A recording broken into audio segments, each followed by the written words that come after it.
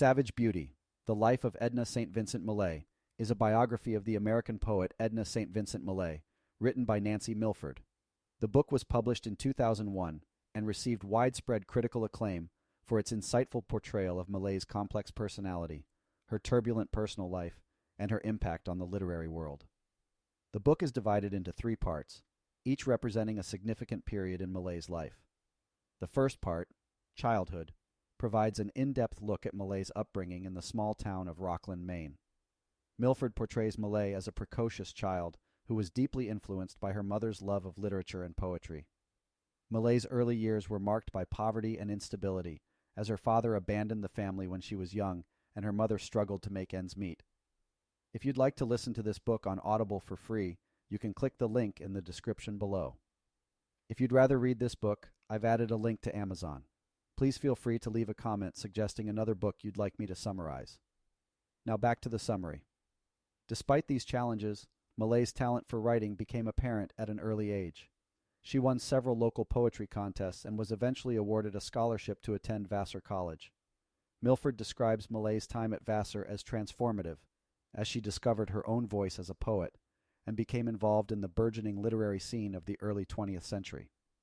The second part of the book, The Fire of Youth, covers Millay's young adulthood and her rise to fame as a poet.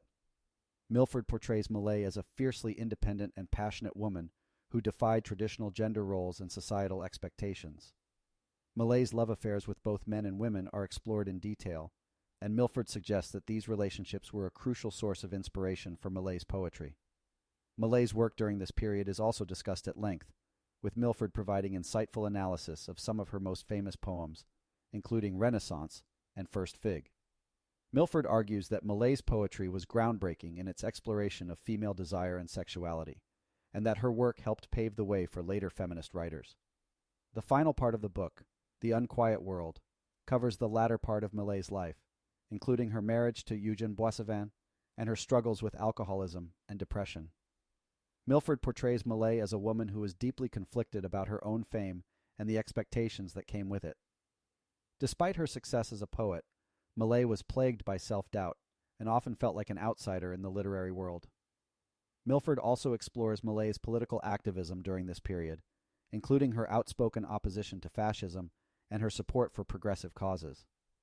Milford argues that Millay's political convictions were an integral part of her identity as a writer and helped shape her poetry in significant ways. Overall, Savage Beauty is a compelling and nuanced portrait of a remarkable woman and writer. Milford's research is meticulous, and her writing is engaging and insightful.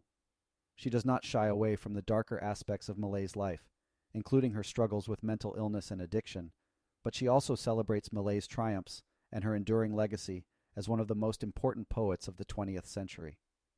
One of the strengths of Savage Beauty is the way that Milford weaves together biographical details with literary analysis. Throughout the book, she provides thoughtful readings of Millay's poetry, illuminating the ways in which her personal experiences informed her writing. Milford also places Millay's work within the broader context of literary history, drawing connections between her poetry and the work of other modernist writers. Please click the subscribe button and head down to the description below to listen to this book for free on Audible. See you in the next summary.